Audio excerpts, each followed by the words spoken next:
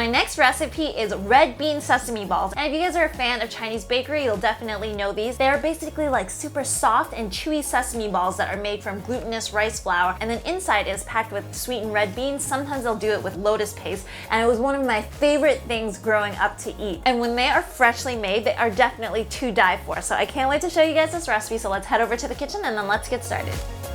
Okay, so I'm going to start off with half a cup of canned red bean paste, and this is something that you can get at any Asian grocery store market, and you just want to divide those up into 6 balls.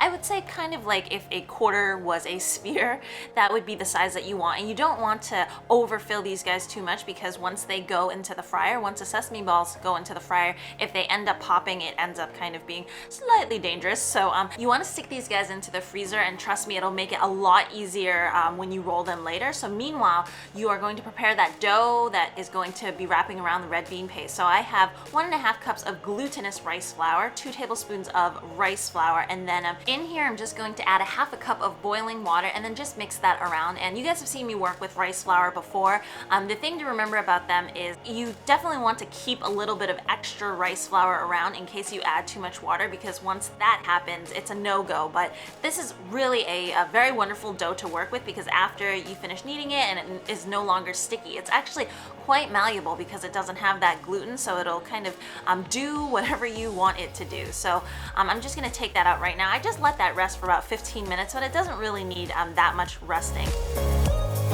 So I divided up the dough into 6, and I took the red bean paste out of the freezer, and it really depends on what size balls you want to make. Definitely do not overfill it like I did though. I found it a little bit easier to actually have a glove for the red bean paste so that it wouldn't kind of color the dough if I touched it accidentally. So you just want to wrap it around, and then afterwards, when you put it into the sesame seeds, definitely press the dough into the sesame seeds so that the sesame can stick onto something. So anyways, I have a pot of oil heated to about 350 degrees, and I'm just going to put in about 3 balls at a time because you don't want to overwhelm it too much, and you're really just looking for a golden brown color. So I didn't actually put too much oil in. Technically, in a perfect world, you would want enough oil so that everything is completely submerged, and you can see that when I kind of put it in halfway, I have to kind of deal with flipping and turning the sesame balls around. You can do that, or you can just, if you have a fryer later, that would help immensely. So afterwards, I'd say it's about 3 minutes each side, or